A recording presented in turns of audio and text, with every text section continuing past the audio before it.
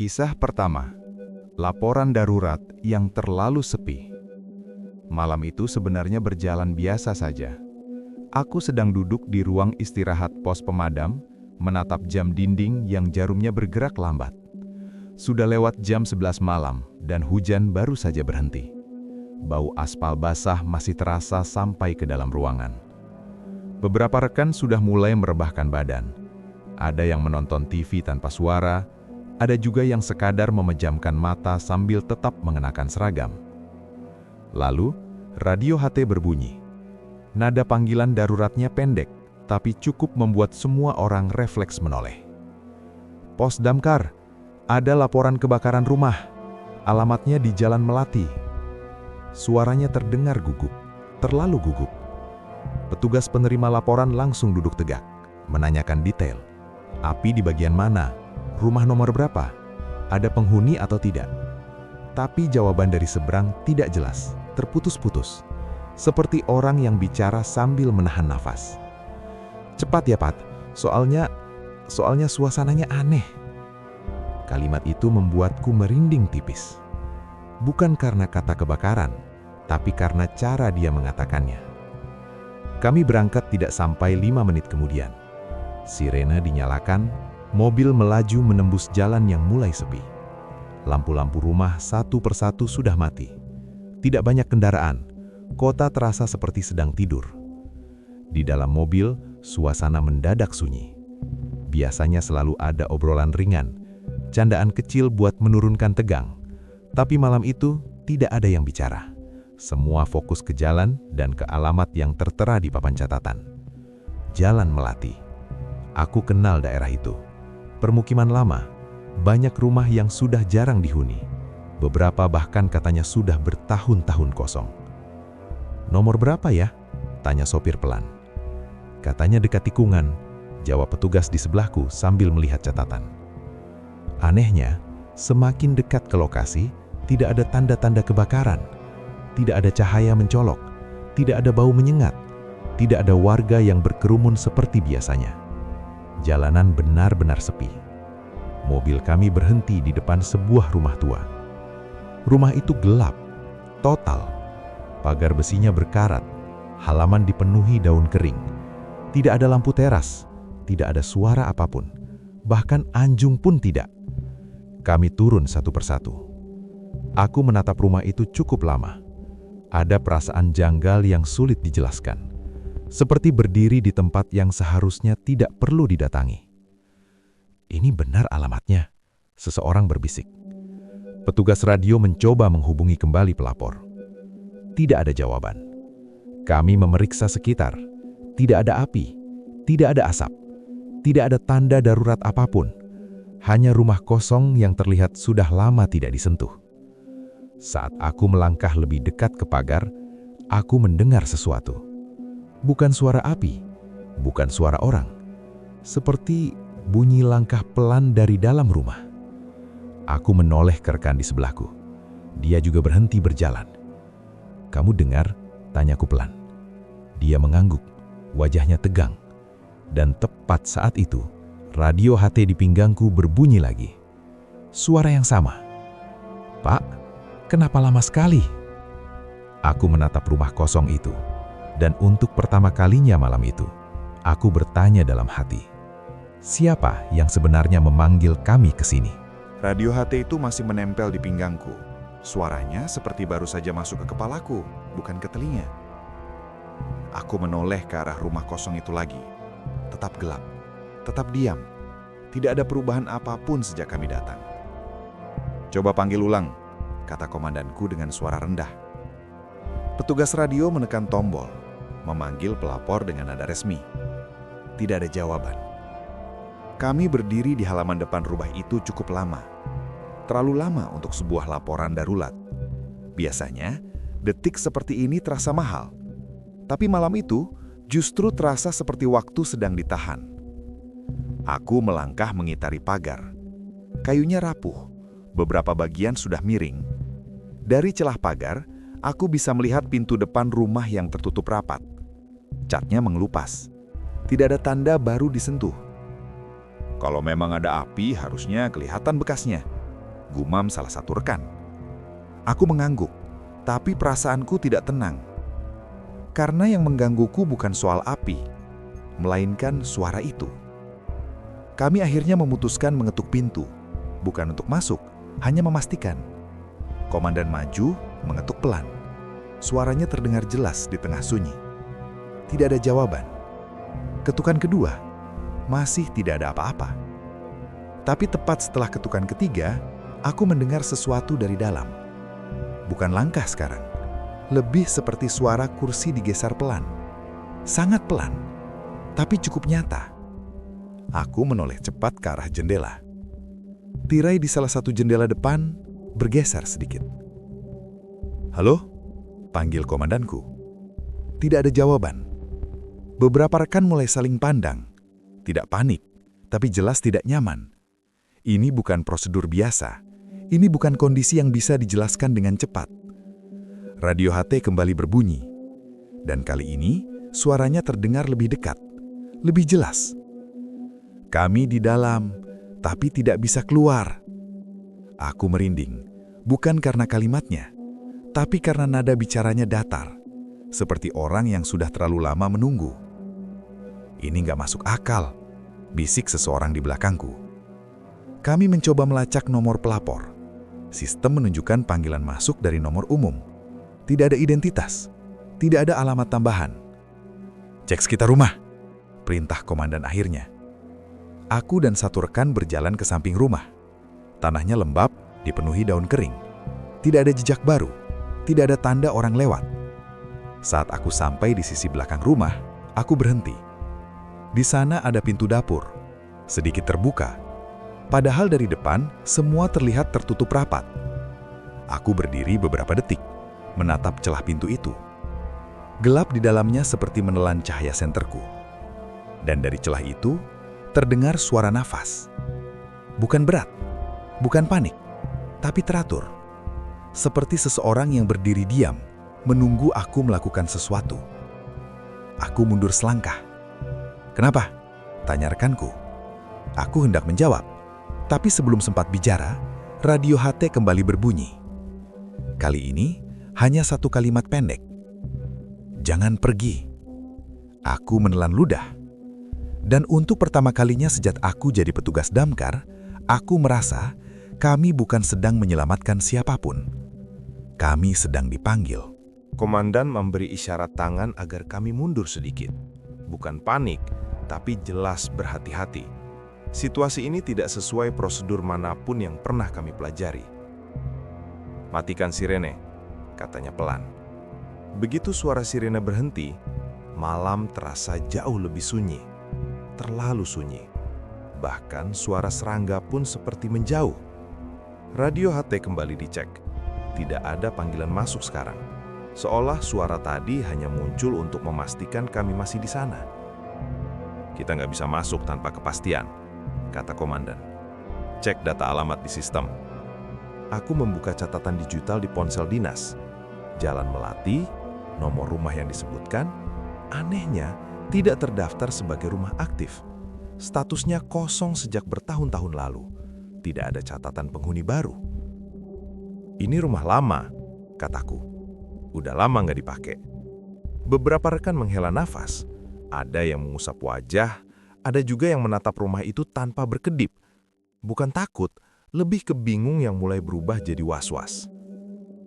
Kami memutuskan mengelilingi rumah sekali lagi, bersama-sama. Tidak ada yang masuk sendirian. Lampu senter menyapu dinding, jendela, dan atap. Tidak ada tanda kerusakan baru. Tidak ada kabel terbakar. Tidak ada apa-apa. Sampai kami berhenti di sisi depan lagi. Di sana, tepat di bawah jendela, ada jejak kaki kecil di tanah lembab. Tidak jelas arahnya, seperti berhenti begitu saja. "Ini dari siapa?" tanya seseorang. Tidak ada yang menjawab. Radio HT di tanganku bergetar. Kali ini bukan panggilan suara, pesan singkat dari pusat. Tidak ada laporan aktif dari Jalan Melati malam ini. Aku menunjukkan pesan itu ke komandan. Wajahnya berubah. Bukan kaget, tapi seperti seseorang yang akhirnya menerima kenyataan yang tidak ingin diakui. Berarti yang tadi, bisik seorang rekan. Kalimatnya menggantung. Kami berdiri di sana beberapa detik, lalu komandan mengambil keputusan. Kita lapor sebagai panggilan tidak valid. Setelah itu kita kembali. Aku mengangguk, meski perutku terasa tidak enak. Ada rasa bersalah yang aneh, seolah kami meninggalkan sesuatu yang mengharapkan kehadiran kami. Saat kami mulai melangkah ke mobil, radio HT berbunyi sekali lagi. Tidak keras, tidak mendesak. Hanya satu kalimat pendek dengan suara yang terdengar kecewa. Kalian juga pergi. Aku berhenti melangkah, menoleh ke belakang. Rumah itu tetap gelap, tetap kosong, tapi perasaan ditatap itu tidak hilang. Seperti ada seseorang berdiri di balik jendela, menyadari bahwa kami tidak akan kembali. Kami naik ke mobil tanpa bicara. Mesin dinyalakan. Mobil perlahan menjauh dari Jalan Melati. Dan saat aku menoleh lewat kaca belakang untuk terakhir kali, aku melihat lampu teras rumah itu menyala sebentar, lalu mati lagi. Seolah hanya ingin memastikan kami benar-benar pergi. Lampu teras itu terpatri di kepalaku sepanjang perjalanan pulang ke pos. Tidak ada yang bicara di dalam mobil. Suara mesin terdengar terlalu keras di tengah pikiran yang ramai.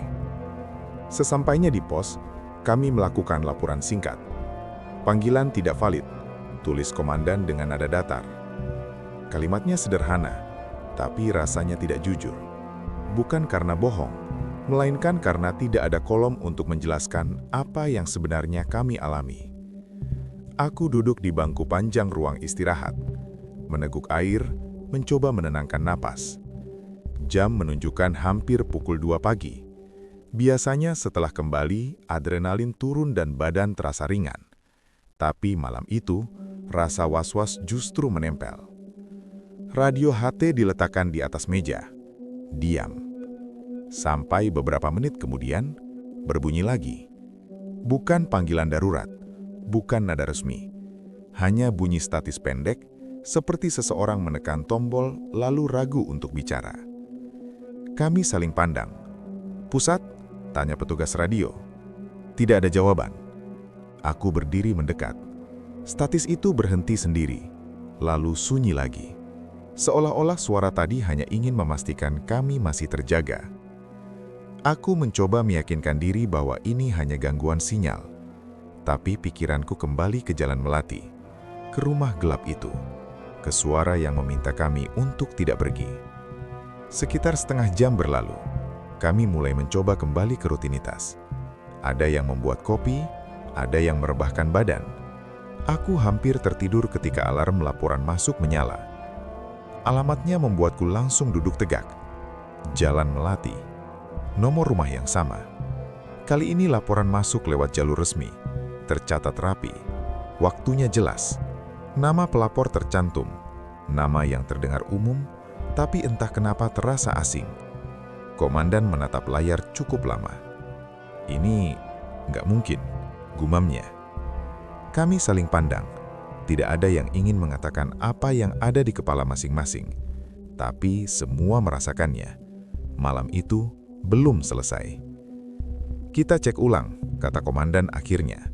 Tanpa sirena. Perjalanan kedua terasa lebih berat. Jalanan sama, lampu sama, tapi suasananya berbeda. Seperti kota menahan napas. Saat kami mendekat, tidak ada rumah yang gelap total seperti sebelumnya. Tapi di ujung jalan, rumah itu terlihat sedikit berbeda. Lampu terasnya menyala. Tidak terang, hanya cukup untuk menunjukkan pintu depan yang kini terbuka setengah. Kami berhenti agak jauh, tidak langsung turun. "Siapa yang buka pintunya?" tanya seseorang. Tidak ada jawaban. Radio HT kembali berbunyi, pelan dan dekat. "Kalian datang lagi." Aku menelan ludah. Tanganku terasa dingin. Kami turun bersama. Langkah kami pelan. Tidak ada suara lain. Lampu teras bergoyang pelan tertiup angin. Di depan pintu, aku melihat sesuatu yang membuat dadaku sesak. Sepasang sandal rapi menghadap ke dalam. Seperti seseorang baru saja masuk. Komandan mengangkat tangan, memberi tanda berhenti. Ia menarik napas dalam-dalam. "Kalau ini masih kosong," katanya pelan, Kita benar-benar harus tutup laporan ini. Aku mengangguk, meski hatiku menolak. Dan tepat saat kami berdiri di ambang pintu, lampu teras padam. Sekaligus, gelap menyelimuti kami, dan di dalam gelap itu, aku mendengar suara yang sama. Lebih pelan, lebih dekat, dan seolah berdiri tepat di balik pintu. Tidak ada yang bergerak. Kami berdiri membeku di depan pintu yang setengah terbuka itu. Lampu teras sudah mati, menyisakan cahaya senter yang goyah di tangan kami. Bayangan kami sendiri tampak aneh di dinding rumah, memanjang dan tidak beraturan. Komandan menarik nafas panjang. "Cukup," katanya pelan tapi tegas. "Kita tidak masuk." Aku merasakan kelegaan kecil, bercampur dengan rasa bersalah yang sulit dijelaskan. Seperti meninggalkan seseorang yang berharap terlalu banyak. Radio HT di tanganku kembali berbunyi. Bukan panggilan darurat, bukan suara orang panik. Hanya kalimat pendek, lirih, dan terdengar pasrah. "Kalau begitu, tutup saja pintunya." Aku menatap pintu itu. Angin malam mendorongnya sedikit hingga hampir menutup. Bunyi kayunya pelan, nyaris tidak terdengar. Kami mundur perlahan. Tidak ada yang menoleh ke belakang. Tidak ada yang ingin memastikan apapun.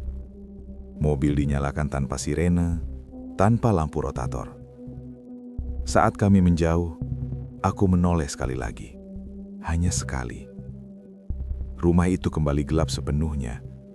Pintu tertutup rapat. Lampu mati. Tidak ada tanda kehidupan. Seolah-olah tidak pernah ada apa-apa sejak awal. Kembali ke pos, kami menyelesaikan laporan terakhir. Kali ini benar-benar ditutup. Tidak ada tindak lanjut, tidak ada catatan khusus. Jalan Melati ditandai sebagai lokasi tanpa kejadian. Beberapa hari kemudian, aku mencoba mencari tahu. Bertanya ke warga sekitar. Jawabannya selalu sama.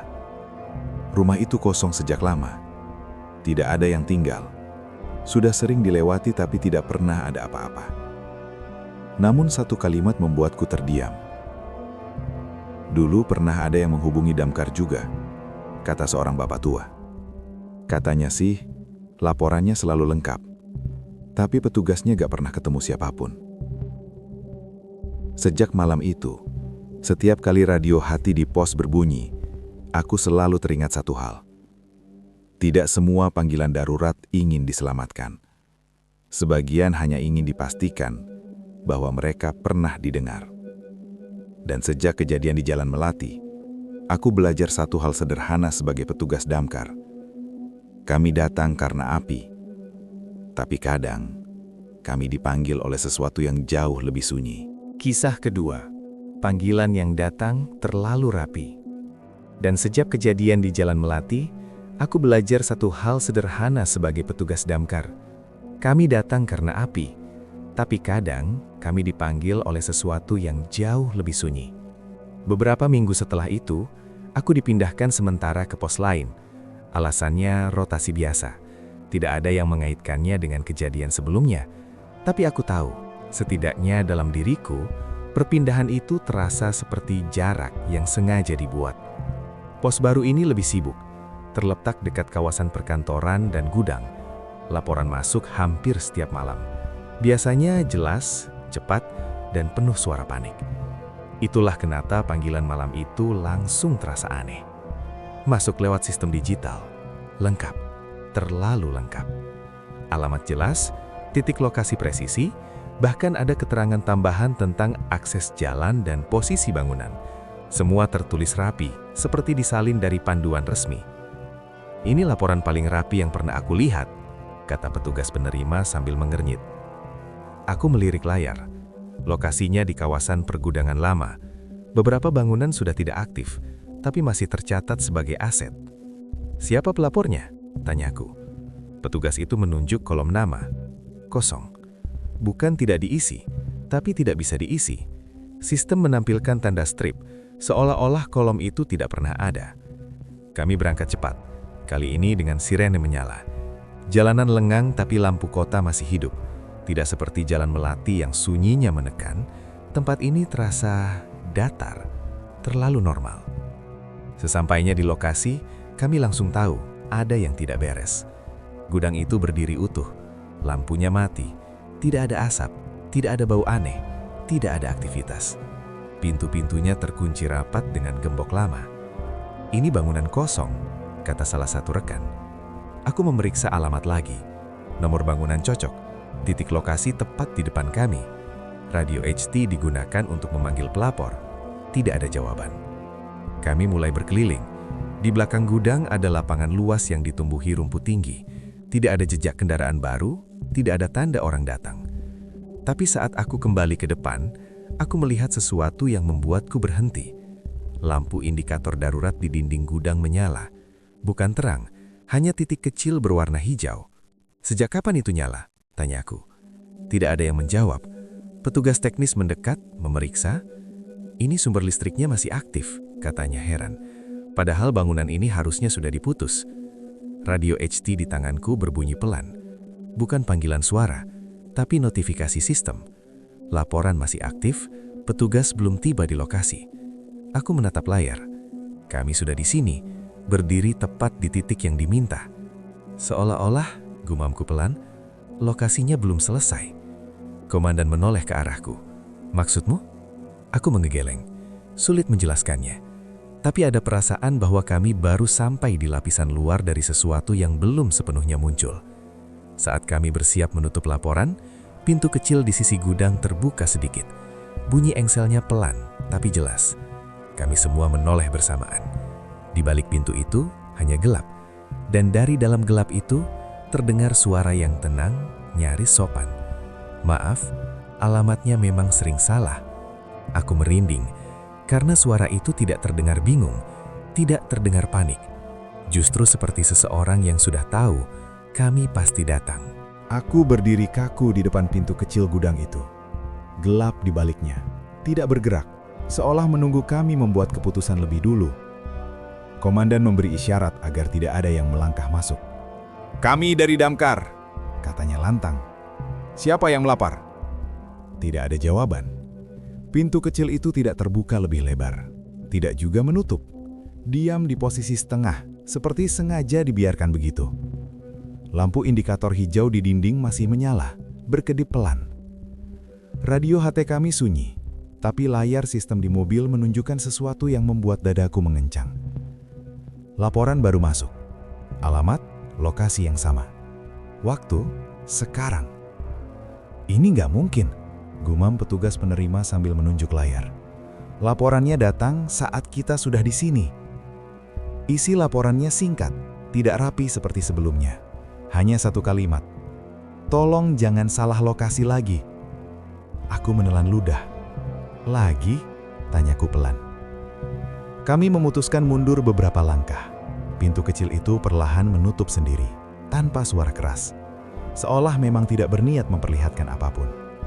Komandan memberi perintah kembali ke pos. Tidak ada sirena, tidak ada pengecekan lanjutan. Laporan ditandai, lokasi tidak ditemukan. Tapi rasa tidak enak itu ikut naik ke mobil bersama kami. Di perjalanan pulang, radio HT tiba-tiba menangkap suara lain. Bukan panggilan, bukan statis, lebih seperti suara gesekan pelan lalu nafas yang ditahan. "Pos." Suara itu akhirnya muncul. Bukan dari pusat, bukan dari nomor manapun. "Siapa ini?" tanya petugas radio. Beberapa detik hening. Lalu suara yang sama di gudang itu menjawab. Lebih jauh, lebih datar. "Kalau kalian pulang sekarang, nanti alamatnya pindah lagi." Aku memejamkan mata sebentar. Tanganku terasa dingin.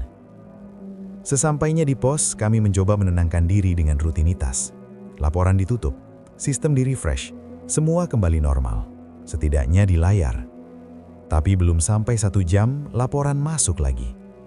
Alamatnya berbeda, nama jalan berbeda, keterangan berbeda. Namun titik lokasinya bergerak pelan di peta. Seperti seseorang menyeret penanda, sedikit demi sedikit, mendekati pos kami. "Ini bug?" tanya seseorang. Petugas IT yang dihubungi menggeleng. Sistem normal, lokasinya valid. Aku menatap layar. Titik itu berhenti tepat di ujung jalan dekat pos. Tidak masuk akal. Tidak ada bangunan di sana. Hanya lahan kosong dan tiang lampu. Radio HT berbunyi. Sekarang lebih dekat kan? Aku berdiri. Dada terasa sesak. Bukan karena takut diserang. Bukan karena bahaya fisik. Tapi karena aku mulai sadar, yang memanggil kami tidak butuh api. Ia hanya butuh kami datang. Lagi dan lagi. Sejak malam itu, pola tugas kami berubah, tanpa ada yang mengatakannya secara resmi. Jadwal jaga tetap sama di papan, tapi laporan-laporan aneh selalu muncul saat tim kami bertugas. Seolah-olah sistem itu tahu kapan kami siap berangkat. Aku mulai mencatat sendiri, jam berapa laporan masuk, siapa yang sedang piket, dari pos mana. Semakin lama, catatanku menunjukkan satu kesamaan yang membuatku tidak nyaman. Nama tim kami selalu muncul. Bukan tim lain, bukan shift lain. Kami. Malam berikutnya, laporan masuk tepat pukul 1.17. Aku ingat karena saat itu aku baru saja meneguk kopi. Alamatnya sederhana, sebuah ruko di jalan besar. Masih aktif, masih ramai di siang hari. Kami berangkat. Sirena dinyalakan sebentar, lalu dimatikan saat mendekati lokasi. Tidak ada tanda darurat dari kejauhan. Ruko itu tertutup rapat. Lampu-lampunya mati. Tidak ada siapa-siapa. Kita cek cepat lalu pulang. Kata komandan, suaranya terdengar lebih lelah dari biasanya. Kami memeriksa depan dan samping. Semua terkunci. Tidak ada bau aneh.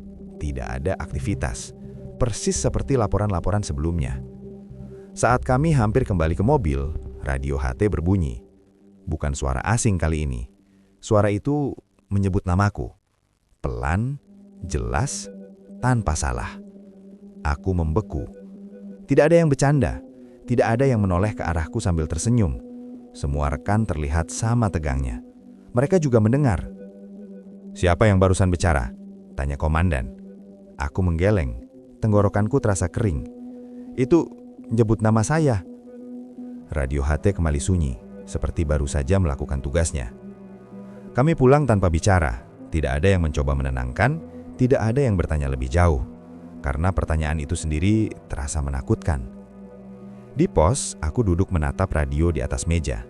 Aku mematikannya, menyalakannya lagi. Normal, tidak ada saluran terbuka.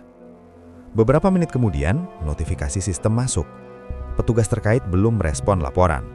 Nama yang muncul di layar, namaku sendiri. Aku berdiri cepat. "Ini salah," kataku. "Sistemnya salah." Petugas IT dihubungi lagi. Jawabannya sama seperti sebelumnya. Tidak ada gangguan, data masuk sesuai input.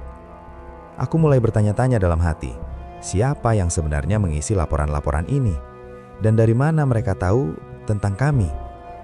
Saat menjelang subuh, laporan terakhir masuk. Lokasinya tidak jauh, hanya beberapa menit dari pos. Tapi keterangan tambahannya membuat semua orang terdiam. Petugas yang sama, tolong datang sendiri. Komandan menatapku. Aku menatap balik. Tidak ada perintah keluar, tapi pesan itu sudah cukup jelas arahnya. Aku menarik napas panjang. Dan untuk pertama kalinya selama bertugas, aku berharap radio itu tidak pernah berbunyi lagi. Kisah ketiga, panggilan dari alamat yang aku kenal. Panggilan itu masuk saat hujan rintik, ketika kota terasa lebih sepi dari biasanya. Bukan malam ramai, bukan jam sibuk. Hanya aku dan 2 rekan lain di pos kecil pinggir kota. Laporan masuk tanpa banyak detail. Tidak ada kepanikan, tidak ada teriakan. Hanya alamat. Dan jantungku langsung terasa tidak enak. Karena alamat itu adalah perumahan lamaku. Tempat aku pernah tinggal bertahun-tahun sebelum pindah. Tempat yang seharusnya sudah biasa, sudah tidak asing. "Ada apa?" tanya rekan di sampingku. Aku menggeleng pelan. Nanti juga kelihatan. Sepanjang jalan, suasana di dalam mobil terlalu hening. Tidak ada obrolan ringan, tidak ada candaan khas petugas jaga malam. Saat kami masuk ke kompleks itu, hujan berhenti. Lampu-lampu rumah menyala normal, tidak ada tanda darurat, tidak ada warga berkumpul. Seperti malam biasa. Kami berhenti di depan rumah nomor 17. Rumah itu, rumah yang dulu kutinggali. Catnya sudah berbeda, pagar diganti, tapi bentuknya sama. Bahkan pohon kecil di samping teras masih ada, hanya tumbuh lebih tinggi. "Laporannya dari sini?" tanya rekanku ragu. Aku mengangguk. Kami mengetuk, tidak ada jawaban. Aku melangkah lebih dekat ke jendela. Tirainya tertutup rapat, tapi aku bisa melihat cahaya lampu dari dalam. Dan bayangan seseorang berdiri diam.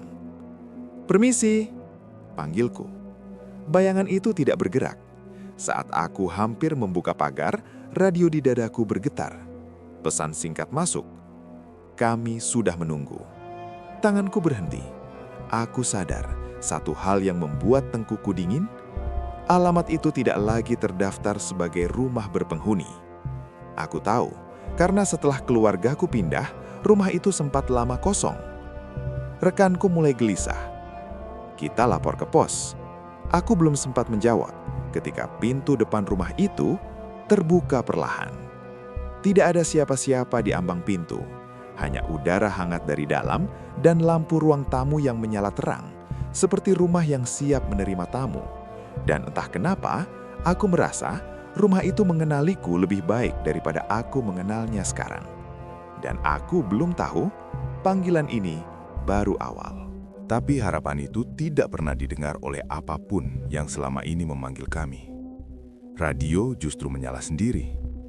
Tidak ada nada panggil, tidak ada kode pos.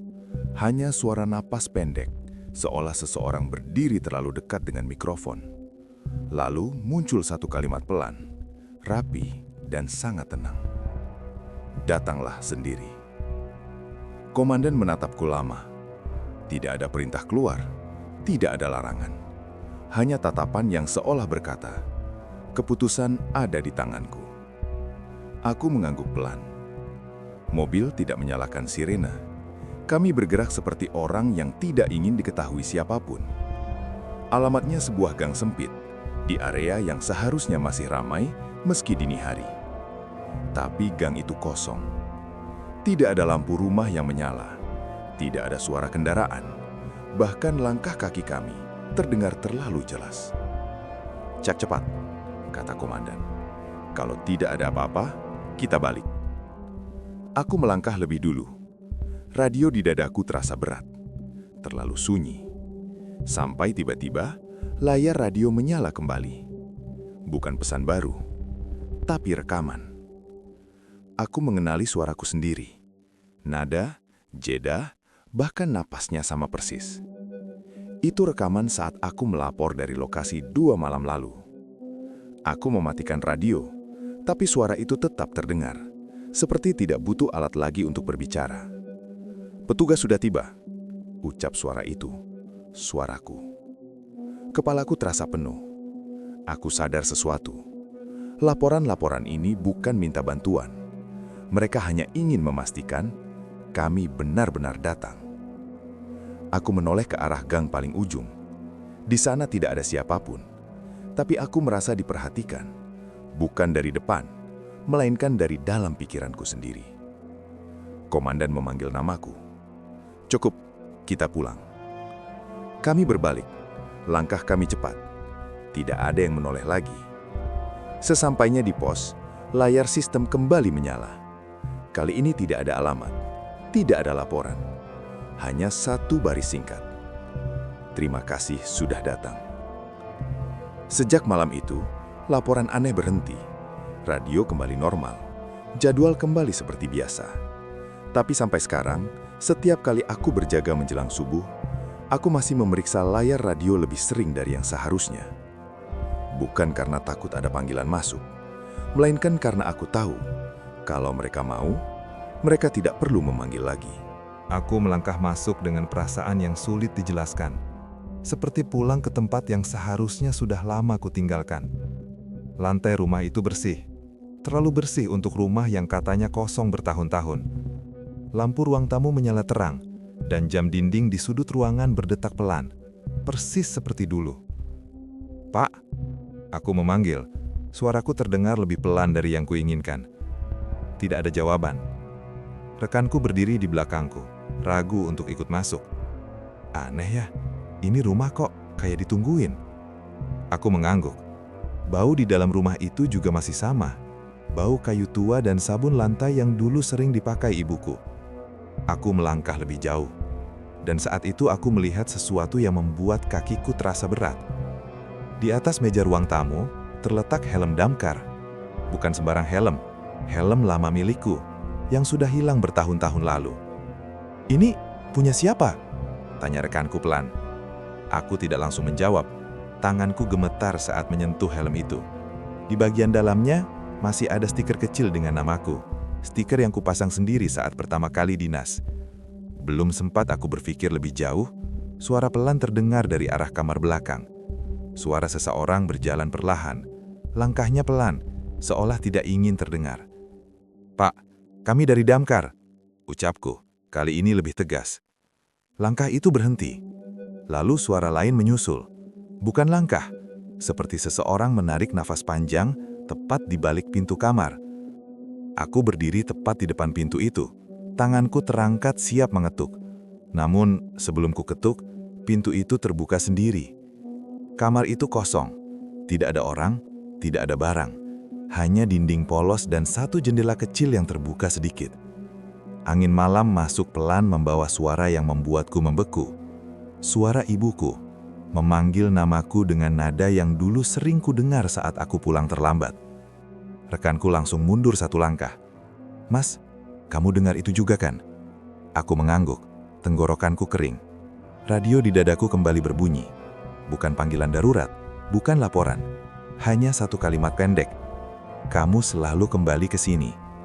Aku sadar malam itu bukan tentang tugas, bukan tentang laporan palsu, tapi tentang sesuatu yang tertinggal dan belum pernah benar-benar pergi. Dan rumah ini belum selesai denganku. Kalimat itu terus terngiang di kepalaku saat aku melangkah keluar dari kamar kosong tadi. Angin malam menyusup lewat jendela, membuat tirai tipis bergerak pelan, seolah ada seseorang yang baru saja lewat. Rekanku menatapku, wajahnya pucat. "Mas, kita lapor aja ya. Ini jelas bukan kejadian biasa." Aku mengangguk, tapi kakiku terasa berat. Ada bagian dari diriku yang seperti ditahan oleh rumah ini. Bukan secara fisik, tapi oleh perasaan yang lama terkubur. Kami berjalan menuju ruang tengah. Jam dinding masih berdetak. Detiknya terdengar terlalu keras di tengah keheningan. 1, 2, 3. Lalu jam itu berhenti. Bukan rusak. Jarumnya berhenti tepat di waktu tertentu. Waktu terakhir aku meninggalkan rumah ini. Aku menelan ludah. "Kamu dengar apa-apa lagi barusan?" Rekanku menggeleng cepat. "Enggak, tapi aku ngerasa kayak lagi diperhatiin." Aku juga merasakannya. Bukan dari satu arah, tapi dari seluruh ruangan. Aku menoleh ke dinding, ke foto lama yang entah sejak kapan tergantung di sana. Foto keluarga. Foto yang seharusnya sudah kusimpan bertahun-tahun lalu. Di foto itu, aku berdiri di samping ibuku. Masih muda, belum berseragam. Mataku tertuju pada bagian kecil di sudut foto. Ada bayangan samar, seperti seseorang berdiri di belakang kami. Aku tidak ingat ada orang lain di hari itu.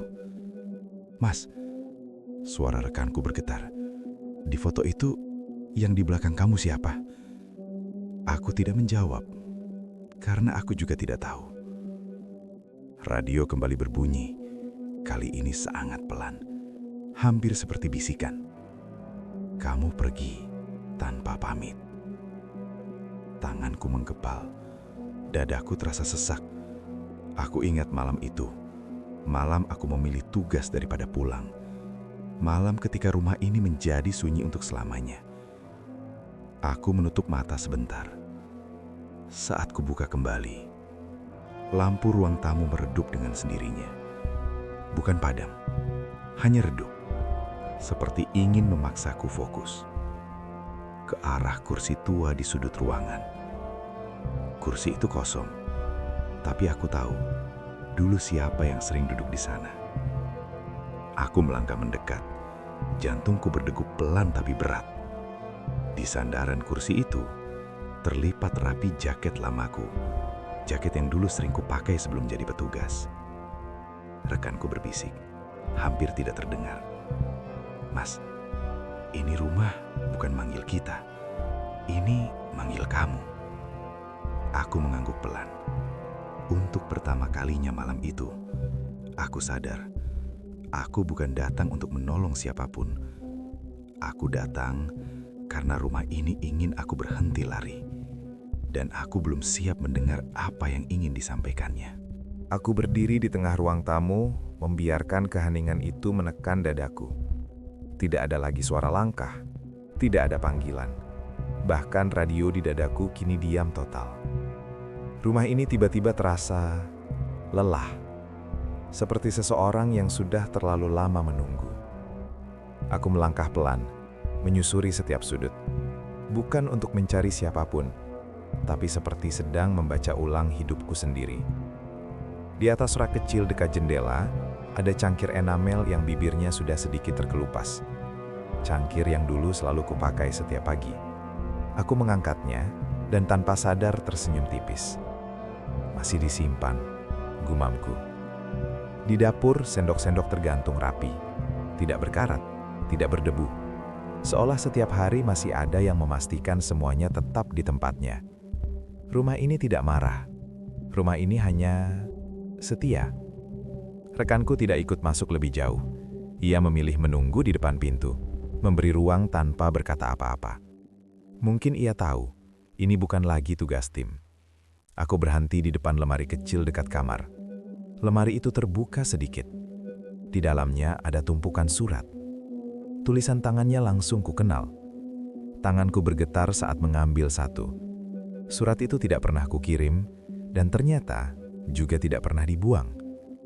Isinya sederhana, tentang hari-hari biasa, tentang menungguku pulang, tentang harapan yang selalu ditulis dengan nada pelan, tanpa tuntutan. Dadaku terasa sesak. Aku duduk di lantai, bersandar pada lemari itu. Tidak ada suara aneh, tidak ada bayangan, tapi justru itu yang membuat semuanya terasa berat. Karena untuk pertama kalinya, aku benar-benar mendengar, bukan dengan telinga, tapi dengan ingatan. Aku menutup mata, dan aku berbicara pelan, hampir seperti anak kecil. "Maaf, aku kira selalu ada waktu." Lampu ruang tengah kembali terang, perlahan, tidak menyilaukan, hangat, seperti sore hari yang tenang. Angin berhembus pelan dari jendela, tirai bergerak, lalu diam. Jam dinding kembali berdetak. 1, 2, 3. Waktunya berjalan lagi. Aku berdiri, melapihkan kembali surat-surat itu, menutup lemari dengan hati-hati. Helm lamaku kutaruh di tempat yang pantas, bukan lagi di atas meja, tapi di rak dekat pintu. Saat melangkah keluar, aku menoleh sekali lagi. Rumah itu tetap sunyi, tapi tidak kosong. Dan untuk pertama kalinya, aku tidak merasa dipanggil lagi. Aku menutup pintu rumah itu perlahan. Bukan karena takut, tapi karena ingin memastikan tidak ada yang tertinggal. Engsel pintu tidak berdecit. Rumah itu seolah mengerti, lalu membiarkanku pergi dengan tenang. Di luar, udara malam terasa lebih ringan. Rekanku menatapku, tidak bertanya apapun. Ia hanya mengangguk pelan, seperti seseorang yang paham bahwa ada hal-hal yang tidak perlu dijelaskan. Kami kembali ke mobil damkar tanpa sirene, tanpa laporan panjang. Di radio, pusat komando menanyakan status. Aku menjawab singkat, "Lokasi aman, tidak ada kejadian." Dan itu benar. Malam-malam berikutnya, panggilan-panggilan aneh tidak berhenti sepenuhnya. Masih ada alamat yang ternyata kosong. Masih ada laporan yang hilang begitu saja. Tapi entah kenapa, aku tidak lagi gelisah. Aku mulai mengerti. Tidak semua panggilan adalah tanda bahaya. Sebagian hanyalah ingatan yang ingin didengar. Dalam setiap lokasi kosong yang kami datangi, aku belajar satu hal. Kadang yang paling berisik bukan suara dari luar, tapi hal-hal yang lama kita simpan sendiri. Aku tetap bertugas, tetap berjaga malam, tetap siap berangkat kapanpun alarm berbunyi. Tapi sekarang, setiap kali aku menyalakan mesin, aku selalu menarik nafas sejenak. Mengingat bahwa aku juga manusia, bahwa lelah boleh diakui, bahwa pulang bukan tanda kalah. Di suatu malam yang tenang, radio di dashboard sempat berdesis pelan. Aku menoleh, menunggu, namun tidak ada suara. Tidak ada alamat, tidak ada panggilan. Hanya keheningan yang wajar. Aku tersenyum kecil, karena akhirnya aku tahu, tidak semua yang memanggil harus kita datangi, dan tidak semua yang kosong benar-benar kosong. Beberapa hanya ingin diingat, lalu dilepaskan.